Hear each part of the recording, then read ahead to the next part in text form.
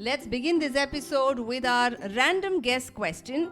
I will ask a question, and I have two children in front of me who will give their best random guess, which may or may not be right. Many of you would have seen people drinking tea, and in the United States and parts of Europe, there is a tradition to make something called a sun tea.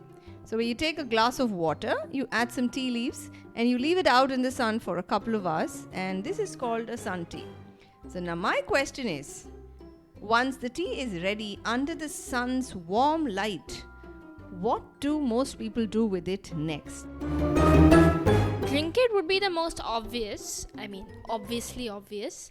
But obviously, it's probably not the obvious answer. So maybe they pour it to the plants, or they wash their tables and chairs with a cloth dipped in it. Because when it's exposed to the sun, it might get exposed to some vitamins that might make it super hygienic. So our tabletops would become cleaner. Maybe they wash their hair with it if it gives them some special property or something. Wildly creative ideas, but the answer is they take iced tea with this, which means they take the warm tea from under the sun, they add some ice cubes and drink it as iced tea. So I have a question. Why can't I just use normal tea to have iced tea? Certainly, but I think the idea is when you leave it under the sun, the flavor of the tea is a little different as compared to when you boil water and the tea leaves boil in it. Wow. Thank you, Adya. Thank you, Trai, for your wild creative guesses. It was a lot of fun listening to your random ideas on what sun tea could be used for. Hi there, this is Sangeeta, your host of this podcast channel, What's New Today? If you like this trivia about iced tea from Sun Tea, you might also like our newsletter. I write a monthly newsletter listing all such curious facts about the world. And we also put together interesting and positive news stories that kids and families would love to read. So if this piques your interest, do sign up for our newsletter, which is completely free. Link to this is in the show notes below. And coming to today's episode, the sun's energy has held a lot of fascination for people. And in today's episode, we talk about an interesting new technology that has emerged. And joining me in this episode to talk about this interesting technology are... Hi, I am Pranshi Chadbar. I am 11 years old. I am a 6th grader from Aspee Nutan Academy, Mumbai, and I love reading. Wow, a bookworm. Yes. Awesome. Not like a bookworm, but I like reading. Hi, I am Medhansh. I am 12 years old. I am an 8th grader from Aspee Nutan Academy in Mumbai, and I like to play outdoor games and sometimes indoor games as well. So what kind of outdoor games do you like? Sports like football and cricket.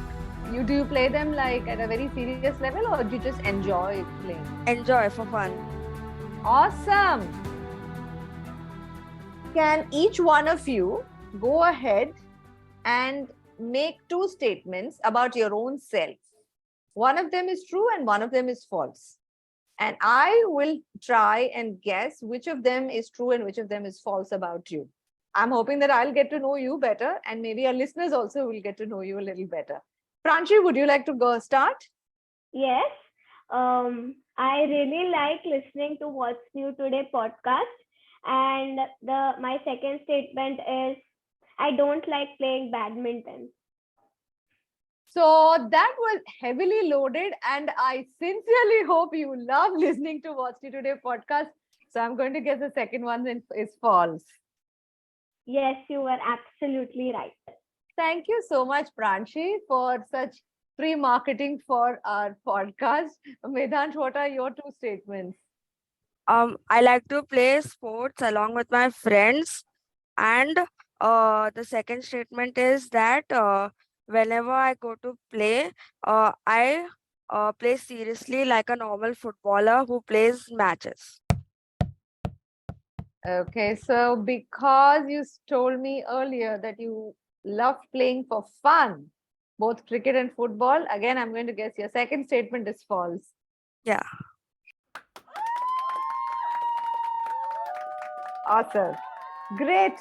It's good to have a limited edition bookworm and a sports person who enjoys the game and isn't taking the game too seriously. All right. So I know today's topic has absolutely nothing to do either with books or with sports. So why don't you tell our listeners what the topic is? If you tell a random person about solar panels, they will normally expect open fields, green grass, and a high number of solar panels of them. No, but this is different. These are solar panels which are planted on water instead of on land, and they actually track the movement of the sun. So wherever the sun go, they literally follow it. You mean like how a sunflower opens? And I think the Yeah, sunflower's petals actually move in the same direction as when the sun moves, right? yeah. Yes.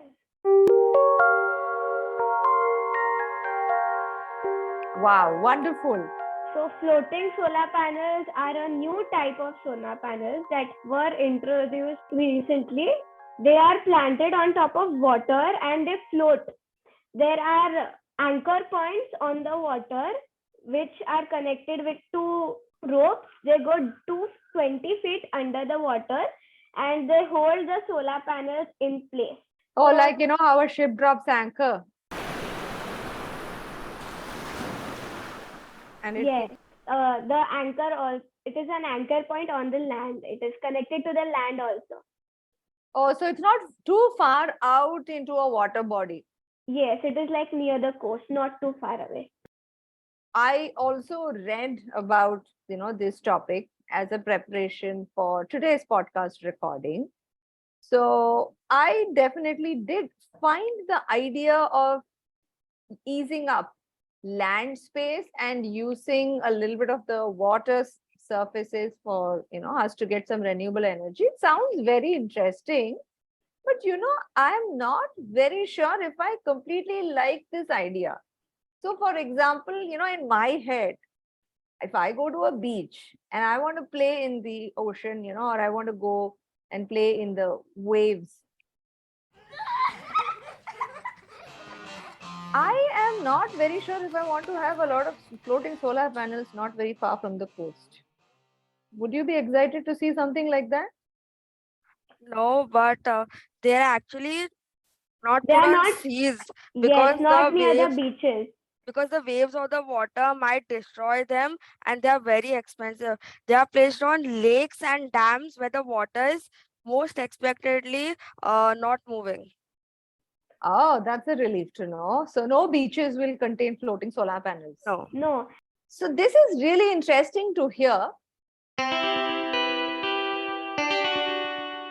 But when you all read, about the floating solar panels, is there anything that you found very interesting that, as a child, you felt, oh, wow, this is something new? Is there anything that stood out to you?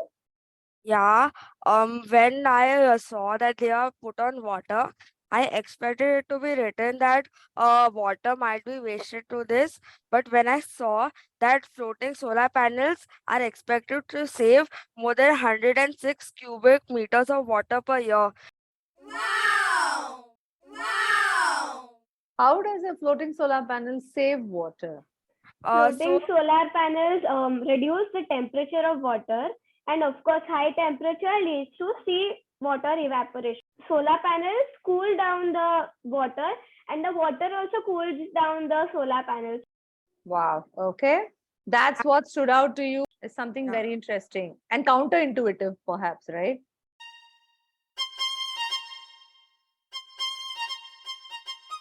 So, what both of you have shared so far seems only like an advantage. Did you find anything that may be a disadvantage? Yeah. Yes, like I think it spoils the perfect scenery because when we see the mountains and we see the trees, there's also beautiful lake beneath it. But with these solar panels in between, it looks a little weird to me. I I- don't like it much. I totally agree. Now I can imagine. As a child, I have always drawn scenery as two mountains with the sun in between and one river flowing from it. So now I will add a few squares, rectangles on the river, black color solar panels. That would definitely look really Not odd, look right? The good. future of sceneries. Yeah. Yes. I mean, it's very interesting what you just said about how it spoils the perfect scenery. Very Anything else clear. that might be hurting us? It does not hurt us that much, but the fishes who live in the lakes and all, or the view of the sun for them is totally blocked. So the rest of their life is in complete darkness. It might also lead to the death of some species of algae or some fishes. A floating solar panel, as much as it is absolutely awesome as a renewable source of energy, I am not so very sure if it is necessarily good for all kinds of marine life, whether it is fishes or even plants that grow there, which may or may not be denied the kind of oxygen and sunlight that they also need to survive. Okay, anything else interesting that you all wanted to talk about? Out of the 10 largest floating solar farms by capacity, India actually has 2 out of the top 10. Floating solar farms. Yeah. Where are they?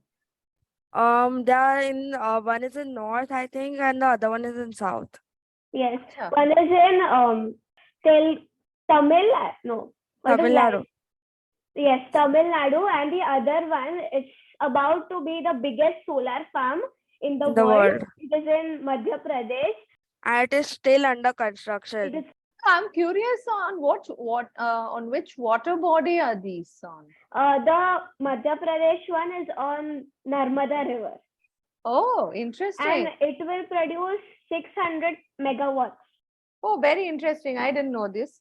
So, of course, if you're hearing this in the podcast, that means our fact verification team has checked and has agreed that these two are indeed some of the largest in the world and certainly the largest in the country. Next time I go boating in the Narmada River, I think apart from crocodiles, I'll also see a few large black sheeps. Correct? I don't think so. You will be allowed to go over there.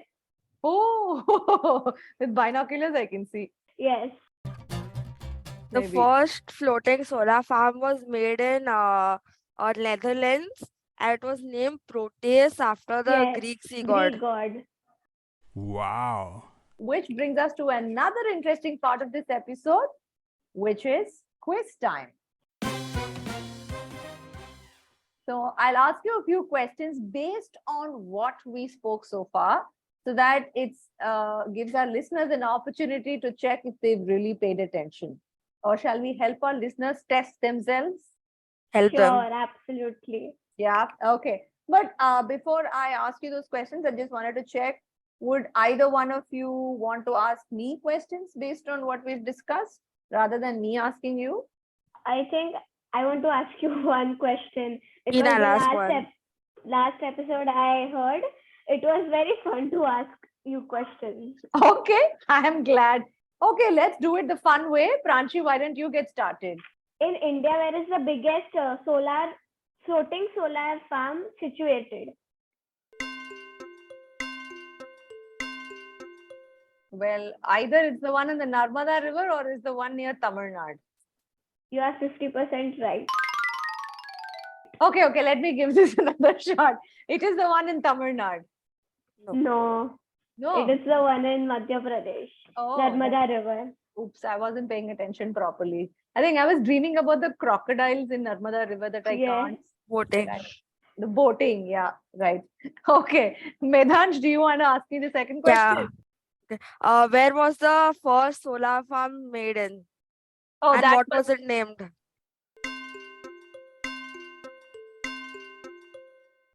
was in Netherlands, Yeah. and it was named after the Greek god Proteus. Yeah. Now, so is it my turn to ask you the third question? Yeah. Yes. True or false? If there's a floating solar farm somewhere, let's say on a lake or a sea, the oxygen level in that water body goes up if there's a floating solar farm? False. I think that is false. Fantastic. And before we wrap up, I usually request our co-hosts about the What's New Today Kids podcast channel and their experience of listening to this podcast channel, and any recommended episodes that you would like to tell other children about, that they can listen to after they finish listening to this episode. I really like that cyber cockroach one because it was very new for me. And those little funny ha ha ha and wow effects in between. I love those. Oh, you love the sound effects. Okay, noted. And we'll ensure that our editors get a big pat on their back for doing such a brilliant job. Yeah, I like the video where the sharks had the cameras on them. I found it a bit weird as sharks are mainly known as if you go near them, they'll bite you and you're ended. But I don't expect people to place cameras on them and spy on the whole ocean from the back That of was the new, yes. shark. Oh yeah, it is really interesting, and we definitely do not imagine sharks walking around with a camera strapped to their heads or their backs, right? It's not how we imagine. So Not at all. I'm glad both of you enjoyed these episodes. When do you listen to podcasts? When I'm free. What are you doing when you're listening to the podcast? Just sitting and Probably listening. snacking something. Great. So it's more like chilling time, or like Yes. when I want to rest my brain and not have to do a lot of difficult math homework, then I turn on the podcast and I listen. How interesting did you find the topic when we shared this with you? I was I was thinking that this might be something for the future. How is it happening right now? I don't expect it so many to be already made. I was thinking that how could somebody think so much ahead? I was like, does that even exist? Yeah. And I think Pranshi and Medhansh and our listeners, if any of you doubts it, you should take a trip to Narmada River in India. Yes. Yeah. Right? Yeah. All right. Thank you so much. It was wonderful chatting with both of you. And that's it from us today. New episodes on What's New Today drop every Monday and Friday. And if you'd like to be alerted each time a new episode is released, do remember to click follow and subscribe wherever you're listening to this podcast. Thanks for listening. Thanks for listening.